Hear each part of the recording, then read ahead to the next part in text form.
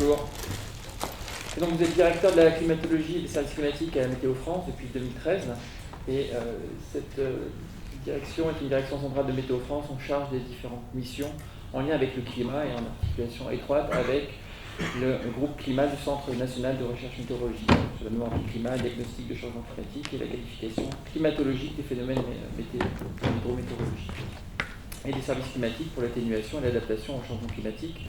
Et en lien avec la présentation précédente, on va essayer de voir ce qui se passe à l'échelle plus régionale. Merci, vous avez la parole. Écoutez, bonjour à tous et à toutes. Donc, je vais effectivement risquer un exercice que l'orateur précédent a qualifié de difficile. On va essayer de faire un zoom sur la France métropolitaine en vous présentant nos travaux en matière de projection climatique dites régionalisée jusqu'à la fin du cycle. Alors, c'est essentiellement des éléments de nature climatique, atmosphérique, et je vous verrai en fin de présentation sur des choses un peu plus proches de la surface et des échanges sol-atmosphère, en écho, et j'espère, j'ai l'impression, en cohérence avec ce qui a été présenté. Voilà, vraiment très très vite en introduction, mais le fait que le changement climatique et le renforcement des extrêmes climatiques est déjà là, c'est quelque chose qui est manifeste, qu'on mesure. Alors, j'ai rassemblé quelques chiffres ici sur cette planche. Voilà, les trois quarts des podiums saison chaude, permettez l'expression, sont réalisés depuis 2000. Il y a la moitié des stations météorologiques de métropole qui ont battu leur record absolu de chaleur en 2019 ou en 2020. Et puis l'augmentation des pluies extrêmes qui a été évoquée il y a quelques minutes, elle est mesurable, elle est observée en métropole avec une hausse de l'ordre de 20% depuis les années 60. Donc c'est autant de phénomènes qui font l'objet de toute l'attention de Météo France aux échelles de la météo, de la prévision du temps. J'ai une carte de vigilance ici, mais évidemment on s'y intéresse aussi dans une perspective climatique. Alors c'est l'occasion d'une diapo un tout petit peu corporate sur laquelle je vais passer très vite. Donc j'ai rassemblé les missions de Météo France en haut. Voilà, ce que je veux dire, c'est qu'autant de l'action de l'établissement est sans doute bien connue dans le domaine de la prévision du temps, il y a une vraie activité climat historique dans différents domaines, depuis la mémoire du climat, la collecte d'observations qui sont utilisées en particulier pour le diagnostic de changement climatique, jusqu'à la qualification des phénomènes météo, et puis les projections climatiques dans une optique de service, de rendre cette information utile pour l'atténuation et l'adaptation. Alors, un mot sur les projections climatiques d'une façon générale. Il y a les travaux du DCC qui ont été mentionnés, le DCC, le GIEC. Les équipes de Météo France contribuent à cet effort de différentes manières. D'abord en amont, en termes de modélisation, en participant aux exercices d'intercomparaison de modèles globaux, des modèles de climat qui couvrent l'ensemble du globe. Et voilà, il y a un grand nombre de centres météorologiques, climatiques internationaux, réalisent des projections dans des conditions codifiées et prescrites, en particulier en matière d'évolution des gaz à effet de serre, pour arriver à c'était ce panache sur une des premières diapos qu'on a eu tout à l'heure, qui essaye d'échantillonner au mieux le champ des possibles à l'échelle globale sur les prochaines décennies. Ces travaux sont une matière première importante en entrée de la rédaction des rapports proprement dit du GIEC, qui s'appuie sur l'ensemble des publications scientifiques, travaux auxquels on contribue aussi directement avec des auteurs ou responsables de chapitres, en particulier dans le rapport qui est paru cet été. Et puis, à côté, ou en lien, en aval de ces travaux, essentiellement à l'échelle de la planète, on s'attache à essayer de raffiner l'information disponible sur la métropole, alors elle est d'outre-mer, mais je parlerai de la métropole aujourd'hui, en élaborant ou en travaillant avec des projections climatiques régionales. Alors, ici, il y a quelques visuels et quelques chiffres pour essayer de fixer un petit peu les idées. En passant d'un modèle climatique GCM, un Global Climate Model, à un modèle régional, un modèle Zoom imbriqué sur une zone d'intérêt, on gagne un facteur important en matière de résolution, de maille du modèle. Alors, j'ai mis un chiffre ici qui vaut ce qu'il vaut, mais ça fixe un petit peu les idées. On passe d'une maille de l'ordre de 100 km à 150 km. une résolution autour de la dizaine de kilomètres. Alors peut-être qu'une façon un peu plus, je dirais, parlante que de manipuler ces chiffres, c'est de regarder les deux petites vignettes qu'il y a à gauche, où on a le territoire métropolitain vu par un modèle à 150 km et par un modèle à 12 km. Donc qu'il s'agisse de traits de côte ou de l'orographie, il y a évidemment une différence tout à fait visuelle, j'espère, à l'écran. À 150 km, on commence à voir peut-être un petit peu l'arc alpin, mais guère plus. Alors qu'à 12 km, on a des choses un peu plus fidèles. Et donc des phénomènes météorologiques, je dirais, gouvernés ou influencés directement par le littoral ou par le relief, et il y en a un certain nombre, on parlait des pluies extrêmes tout à l'heure, ont beaucoup plus de chances d'être vus correctement par un modèle régional. Donc on force ces modèles régionaux avec différents modèles globaux qui fournissent des conditions limites latérales, le tout pour plusieurs scénarios d'émissions de gaz à effet de serre. Donc c'est les scénarios RCP définis par le GIEC, donc qui prescrivent une évolution de concentration de gaz à effet de serre dans les prochaines décennies, représentative de différents niveaux d'ambition dans les politiques climatiques qui seront mises en œuvre. Et c'est avec ces scénarios qu'on essaye d'échantillonner le champ des possibles. Donc ce travail de régionalisation, ce n'est pas un travail mené au niveau national. Comme le GIEC, c'est quelque chose de très international. On est sur voilà, vous l'avez compris, c'est pas les régions administratives françaises, c'est les régions du monde, et donc c'est un effort européen avec un ensemble qui s'appelle Eurocordex, qui regroupe entre 100 et 150 modèles. Donc c'est vraiment un ensemble très, très volumineux, très riche, mais très compliqué à utiliser quand on veut faire une étude d'impact et forcer un modèle hydrologique dont on parle aujourd'hui, ou un modèle de croissance d'arbres pour les forestiers, pour ne prendre que deux exemples, par cet ensemble très, très complet. Donc on a cherché à extraire de cette information riche un ensemble beaucoup plus compact et maniable qui échantillonne le mieux possible ce panache, ce champ des évolutions possibles pour chaque scénario. Et donc on a extrait une douzaine, 12 modèles, 12 couples, modèle global et modèle régional, sur lesquels on a appliqué une correction statistique. On parle de correction de biais, où on examine le comportement des modèles sur une période de référence, une période passée, de façon à en déduire des corrections qu'on répercute sur la partie future. Et puis, plutôt que d'avoir à chaque fois 12 résultats, 12 cartes à visualiser pour envisager ces incertitudes, on travaille évidemment avec des paramètres de distribution, et c'est ce que je vais essayer de vous présenter dans les quelques diapos qui suivent. J'attire votre attention sur un rapport scientifique qui a été publié et mis en ligne au début de l'année, qui est la première, je dirais, exploitation de ce jeu de données, qui est lui aussi en ligne, disponible de façon libre et gratuite. J'indiquerai tout ça en fin de présentation. Voilà, mais c'est un rapport d'une centaine de pages qui actualise le diagnostic de changement climatique en métropole pour les prochaines décennies.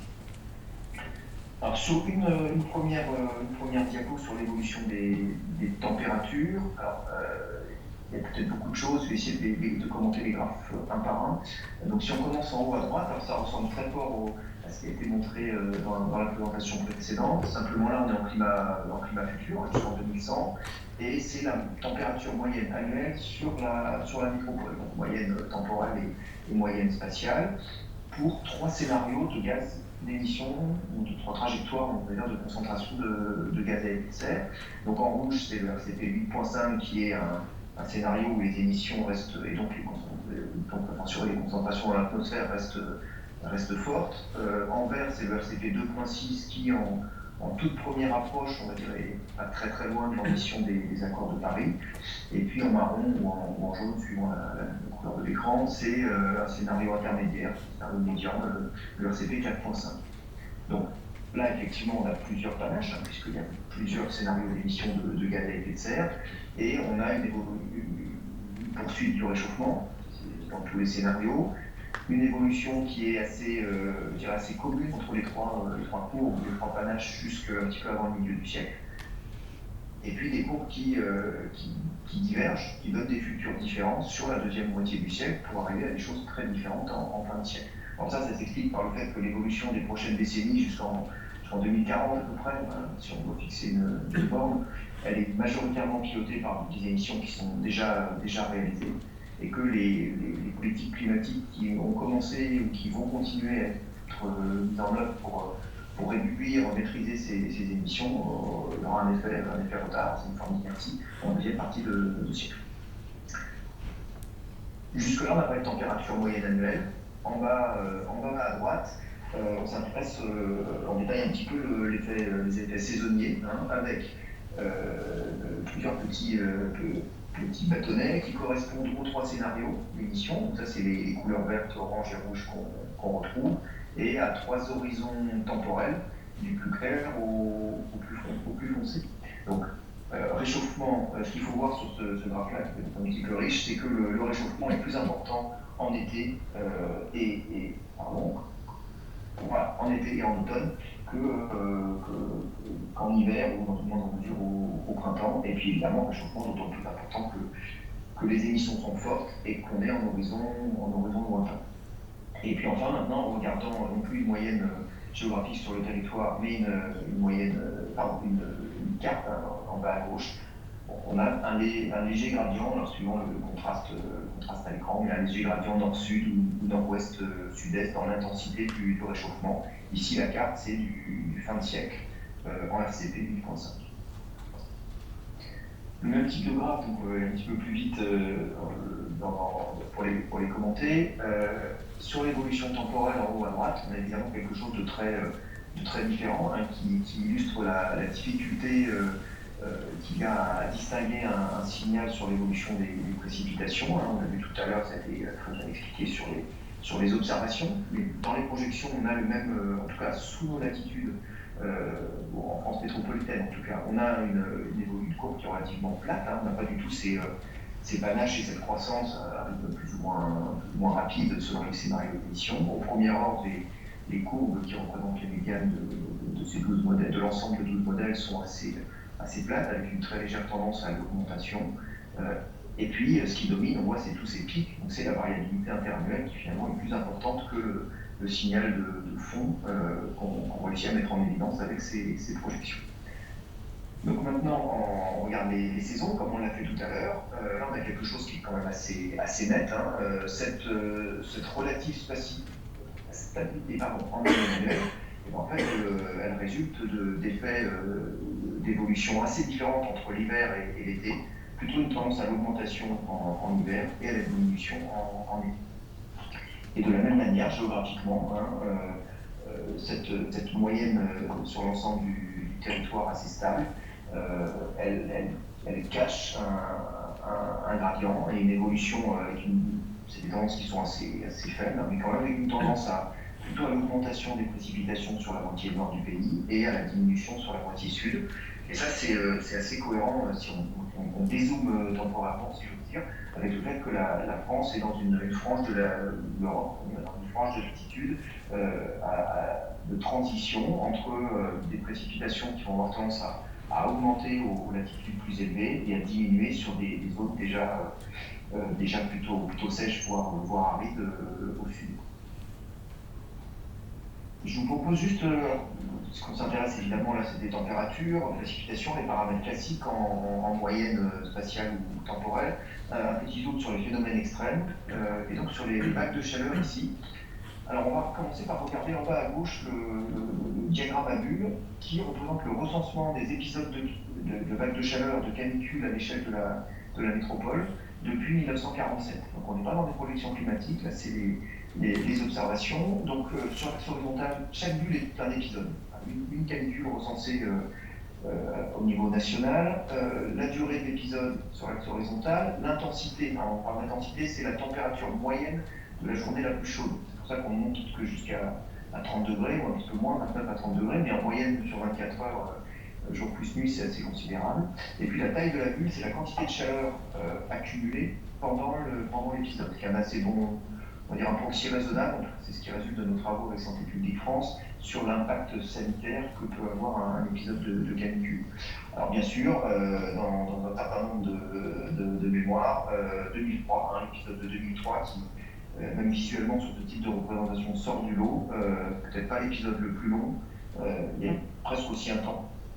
Pardon, il est presque aussi intense en 2019, mais en tout cas en termes de sévérité, de chaleur accumulée, c'est l'épisode le plus, d'assez loin, le plus remarquable.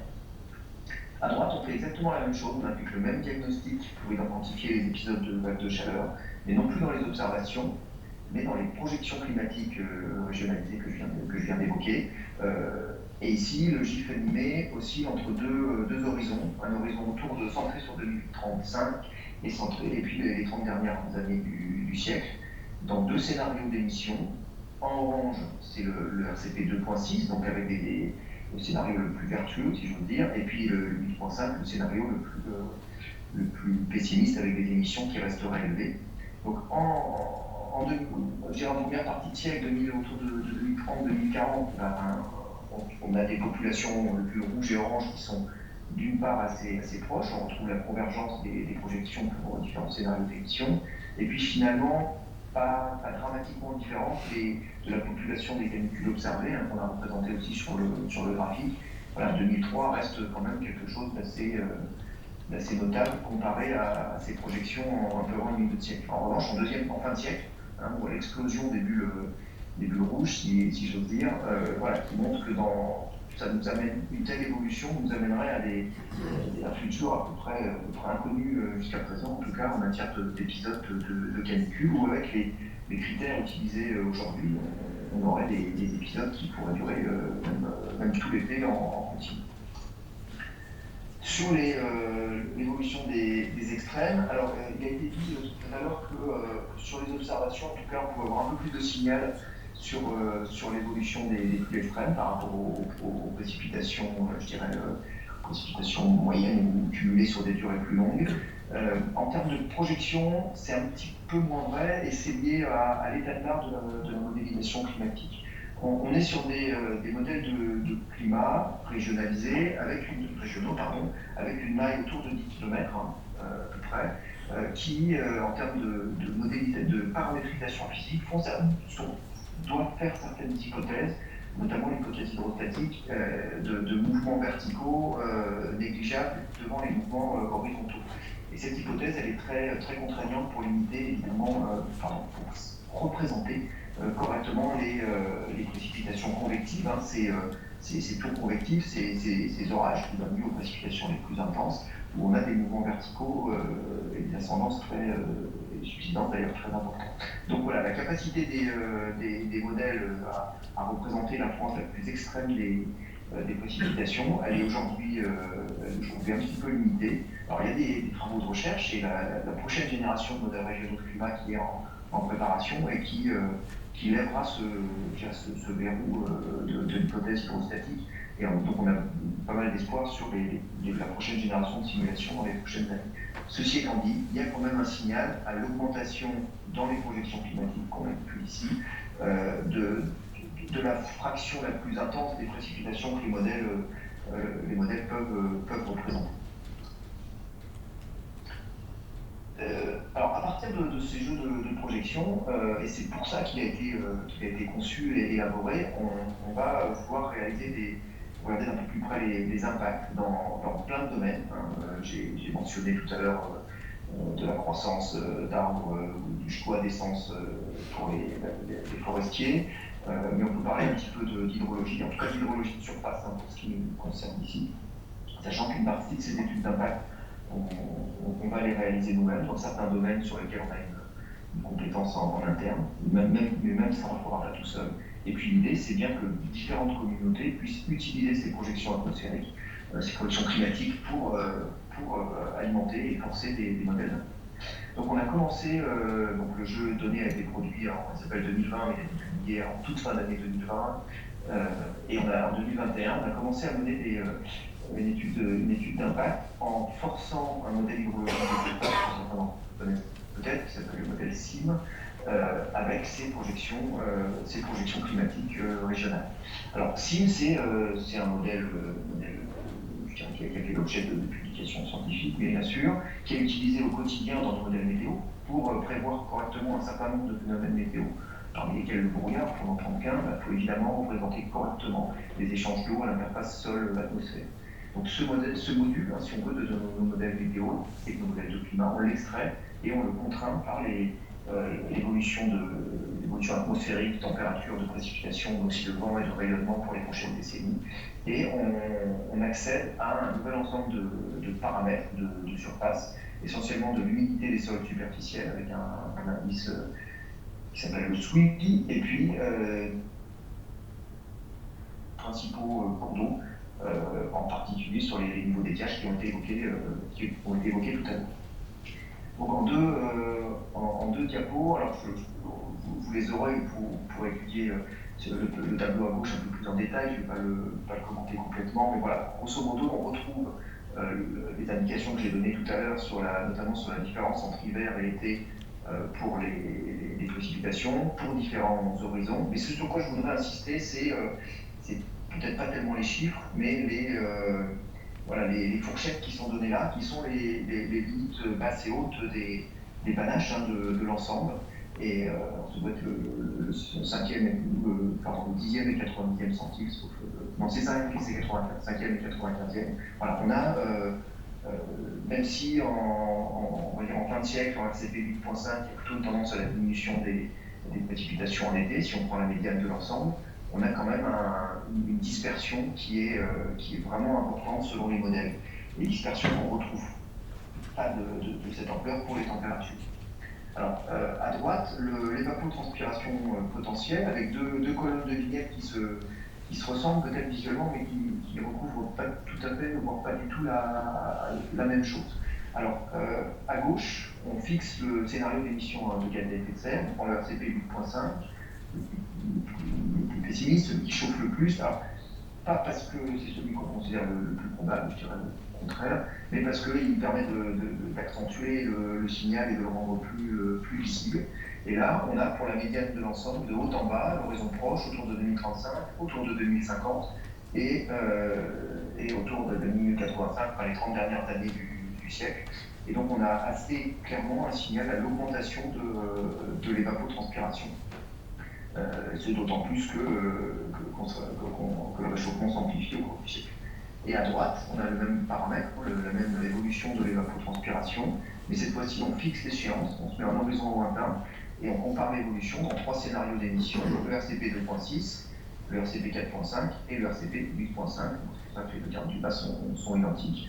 Et voilà, on a là clairement je dirais la manifestation d'un futur en fin de siècle qui va être assez différent selon ce qu'on réussira à faire sur nos émissions de gaz à effet de serre d'ici là. Quand je dis non, c'est bien évidemment à l'échelle globale que ça se joue, et ce n'est pas les émissions en France métropolitaine qui vont directement influer sur l'évolution climatique. Et cet indice sur l'évolution de l'humidité des sols superficiels, donc ce SWI, hein, ici on trace, alors c'est un petit peu arbitraire en termes de seuil, mais c'est le nombre de jours de sol sec. Le SWI, c'est quelque chose vous connaissez peut-être sans doute ça mieux que moi pour beaucoup d'entre vous, mais voilà, ça va varier entre 0, voire un peu négatif pour des sols très secs, jusqu'à 1 ou peut-être un petit peu plus pour des sols complètement saturés, sols superficiels, hein, j'entends, on n'est pas du tout sur les nappes, hein, c'est les premiers mètres. Et donc on a cherché à tracer le nombre de jours de sol sec avec une valeur pivot prise à 0,4. Dans une optique agricole, ça peut être le niveau de sécheresse des sols sur lequel on va avoir besoin d'irriguer. D'accord ? Alors les deux colonnes de vignettes, c'est la même représentation. À gauche, en scénario pessimiste, RCP 8.5 pour différents horizons, hein, avec un nombre de jours sous le seuil, de jours secs qui augmente de façon importante. Et puis à droite, en fin de siècle, mais pour différents scénarios d'émissions de gaz à effet de serre, l'évolution attendue. Et voilà, on peut noter qu'elle est quand même assez très différente entre le haut et le bas, hein, le 2.6, où on a finalement des choses assez contrastées. Il y a du bleu et du rose, donc il n'y a pas d'augmentation, en tout cas d'ensemble de jours secs, avec ce critère-là en tout cas. Et par contre, voilà, si avec des scénarios à émission et à réchauffement plus fort, on a cet effet d'évapotranspiration qui va l'emporter, sachant que dans tous les cas, sur les précipitations, on a vu qu'on n'avait pas un signal très fort, et c'est la résultante des deux qui amène à ce signal d'assèchement des sols superficiels, en particulier en été, bien sûr. Alors ici, les premiers résultats, j'insiste sur le fait que c'est préliminaire, hein, parce que ces simulations hydro, elles sont réalisées dans le cadre d'un projet plus large qui s'appelle Explan 2, auquel participent d'autres partenaires, hein, INRAE en particulier, BRGM également, qui vont faire tourner d'autres modèles hydrologiques, forcés par les mêmes ensemble de projections climatiques, et donc on va avoir des choses plus complètes en cours d'année, avec l'objectif d'ouvrir en fin d'année un portail spécifique sur ce sujet-là. J'y reviens dans un instant. Dans un instant, c'est même tout de suite. Ce que je vous ai présenté là, c'est disponible en ligne, de façon libre et gratuite, sur le portail DRIAS, les futurs du climat. Il y a juste cet acronyme à retenir, il sort très bien avec n'importe quel moteur de recherche. On peut à la fois cartographier, donc les cartes que j'ai montrées, elles viennent de ce portail, cartographier et explorer l'ensemble des données de façon cartographique, et puis télécharger les données en point de grille pour une utilisation plus poussée.